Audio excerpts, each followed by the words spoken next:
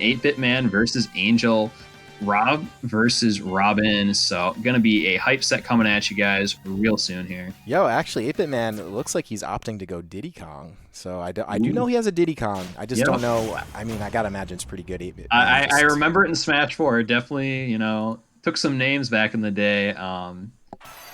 Diddy's still really strong in this game. I mean, we don't see him as much as we did in the last game, but the banana setups are still there. Just having that threat of the banana out of shield when you're holding it is huge. It forces your opponent to play an entirely different game. Dude, it really does, because it converts into so many things, a lot of things that result in death, too. It really mixes you up on ledge, leaves you very vulnerable, especially for your big body. And, yeah, it's just overall just obnoxious between that and monkey flip. You really got to be paying attention to what's going on, but, we do have the tactician on the field. Angel's Robin is really, really good. If you guys haven't heard of Angel, he's really... I think he comes from the New York region, somewhere in New York. Maybe upstate or whatever, but in either case, if you haven't checked him out, at this point he has so many VODs online because he's doing stuff like that all the time and really making this character look incredible, but unfortunately not gonna. Yeah, these stocks kind of flying fast. I mean, the SD was very unfortunate, but also I think 8BitMan had some very bad DI on the up smash there. I think 8BitMan was fading in with an aerial and just kind of DI'd straight into that thing and went straight to the top. So, I mean... Again, these players are just starting out, getting a little bit warmed up, but again, it doesn't seem to phase either one of them. They're both just keeping this, hurt on. We see Angel opting for a lot of those thunder projectiles, looking to just kind of get some space between him and Diddy Kong. But at the same time, 8BitMan is looking for a way in with these monkey flips. Monkey flip is such a cool move because we don't have a lot of options like it in Smash. A lot of fighting games have those air dash options on some characters, and really outside of Diddy, we don't have it on a ton of Smash characters. So Yeah, always it's cool true. to see. It's true. He's for a character that's been in this game for a while, through several iterations. He's still relatively unique, as we were talking about that a little bit earlier. A lot of just things that you don't see a lot, and monkey flip especially. The ultimate mix-up move. You can either kick him or you grab him. So much versatility, and you get kills off stage with it too. You jump off someone if you get the grab. Yeah, I mean, as a character, Diddy, his kit is just all around good. I mean, he has got really great aerials, got an item to play with. He has some burst options as well, but not going to save him from that setup there from Robin. I mean, even with, all these burst options on Diddy, Okay. it can be a little bit hard to get through that wall projectiles that Robin can throw out. Because not only do you have to get through the wall projectiles, you got to get through that big disjoint in the 11 sword as well.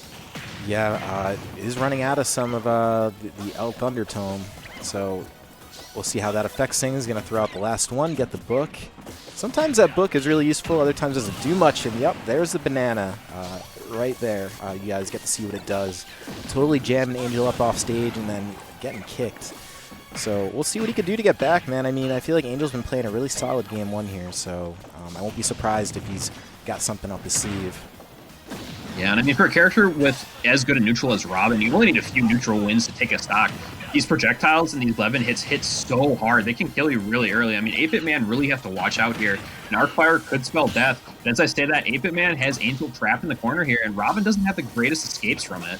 No, he doesn't, man. I mean, Robin is not known for his speed. Arcfire is almost exhausted, but really it only takes one because it will convert into 11 aerial. And that will kill 8BitMan at this point, depending where it is. But there goes that Arcfire. Isn't going to connect, but the 11 aerial will. And now 8BitMan in a scary position, I think. Forgot he doesn't have the Arcfire anymore, but at least didn't die for it. Yeah, the Arc Thunder almost going to take the stock there. 8BitMan got to be very careful here. Pretty much at max rage. I mean, if you get the smash attack off that, yeah, it could be death. Both these players got to be super careful here. Just one hit could spell the end of game one. Gets the banana hit, but not able to convert off it. 8BitMan is looking for these down forward banana conversions, but the Arcfire confirm is going to take it for Angel winning game one. Yeah, that was about as close as it gets. 8BitMan really kind of held in there tough and almost turned his fate around, but instead it is going to be Angel's Robin getting it done, man. And I got to tell you, you don't see people use Robin the way Angel does.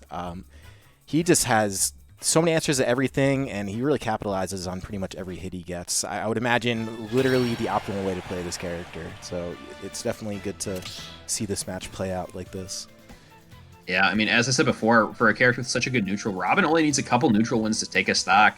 And Angel definitely was showing that. I mean, all they needed was, just the one hit of like Arc Thunder to just get a ton of percent and get great stage control, or just hit an Arc Fire to confirm a stock. Like, that's the cool thing about Robin is you just need those few good hits to seal the deal. But in the same vein too, if you're Diddy, all you need is that banana. Where there's a banana, there's a way, man. Because you hit that thing and your opponent's forced into that, trip animation. Not only can you just convert off the raw trip, you can watch where they go with their tech as well and try and get a hard read on that and take stocks pretty early. I mean, I've seen some Diddies actually just opt to barrel people on stage and look for that. I mean, the other cool thing we did see that set, though, was 8BitMan using the barrels, using that lingering hitbox to kind of catch Robin at ledge. That was actually a really nice edge guard setup, I think, from 8BitMan that we saw there. Yeah, 8BitMan actually played a really solid game one. He just didn't win. The thing is like, those barrels, as you mentioned, there's like a lot of like shenanigans you could do with that, because you could basically launch them without going anywhere and then just keep them going and kind of steal a stock from people. You'll see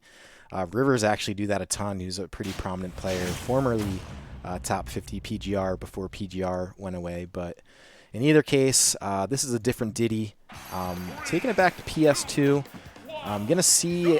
Yeah, I don't really think the stage was the issue here. This game was game one was really close, but almost got to see the Arc Fire climb. I've seen Angel do that a few times, where you'll see Arc Fire, then another Arc Fire, and then before you know it, you're high enough where you're dying to 11 sword. So did not get it this time.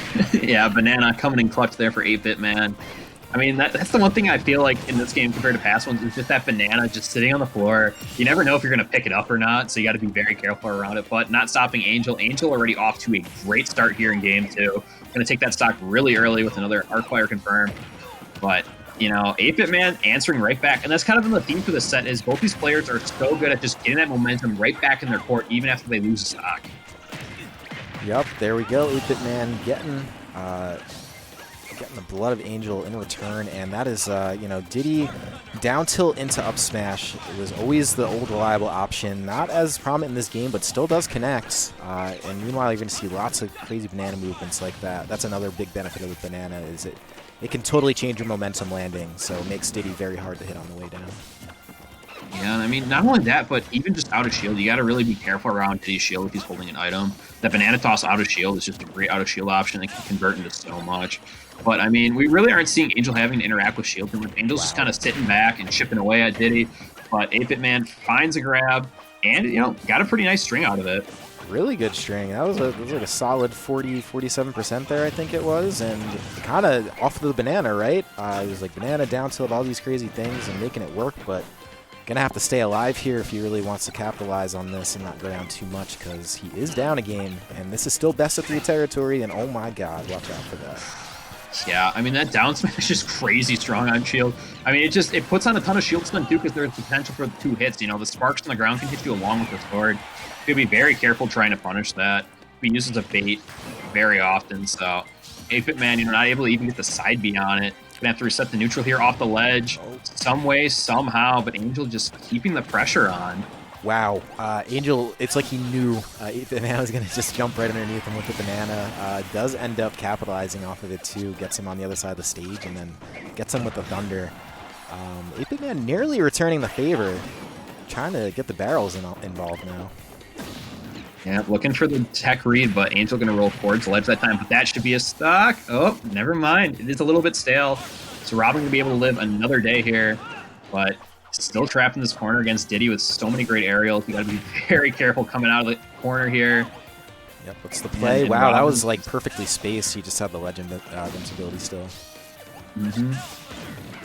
But yeah, I mean, one other thing Diddy really has to be careful in this matchup is, yeah, Diddy wants to go for a bunch of aerials, but that Levin sword is just, it's going to make you not want to take trades. I mean, it hits so darn hard and has so much range. We already saw there that Levin Nair, kind of keeping 8BitMan out and just forcing him to take a ton of percent on the way back in. Yeah, and this is going to be pretty dire territory for 8BitMan. He's... Oh, wow, man. I forget it. I guess I just don't realize how good, how high that recovery, or how good that recovery can be. It just stinks when it runs out. And speaking of which, you better not get thrown off stage again, because, okay, he'll be fine. He is dead, so... Forget about all that. That was some great flat coverage, though, by 8BitMan. You saw him cover both roll options there immediately. So, great stuff, but, Still down by a ton of percent. You gotta be very careful here because 11 Sword's still online. All it will take will be an Arc Fire, and that could be it, but falls out. Very fortunate for 8BitMan there. I gotta tell you, man, I feel like 8BitMan is actually playing really, really well. I really enjoy a lot of his options as Diddy. And okay, yeah, is that...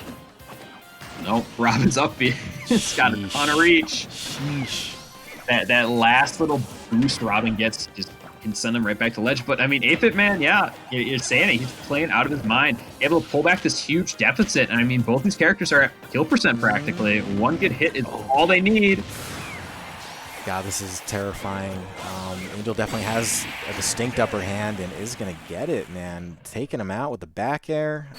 That set, it's the most cliche thing to say. Sometimes the score at the end doesn't always tell the whole story, because that was honestly really close game 1 and 2, despite the 2-0 designation that we'll see in the bracket. But yeah, really just, you know what it is, man? I feel like 8BitMan, he so many good plays, so many good options. It's just the thing about Angel's Robin is it really, again, cliche to the character, but it really is a few steps ahead. I just think there were some times there where Angel just kind of predicted, even, you know, despite Diddy's unpredictable movement, just sort of predicted what 8BitMan was going to do, where he's going to land all these things, and caught him right there at the end. Yeah, I mean, that last stock honestly just kind of shows that, like, just how good Angel was at controlling the pace of the match with projectiles and just conditioning 8BitMan to find these different routes on, you know, or find these different routes in on Robin. And, you know, 8BitMan kind of paid the price for it there. That projectile was just great because it forced 8BitMan in the air, and 8BitMan either has to retreat and go through the wall projectiles again at kill percent, or go for this Hail Mary monkey flip. And Angel knew, yep, go for the Hail Mary monkey flip. It's just curtains. So great stuff to them. Yeah, absolutely. All right, so, you know what, Solar Man, I think we'll take one more, and then we'll let the other guys on. It's a little bit of a weird time because... Sounds good. Yeah, so they'll have one more beyond top 8, but I don't think they'll mind. And the next one's a good one. It's going to be Best Nest versus Beast. Again, I don't know if these guys have ever played, but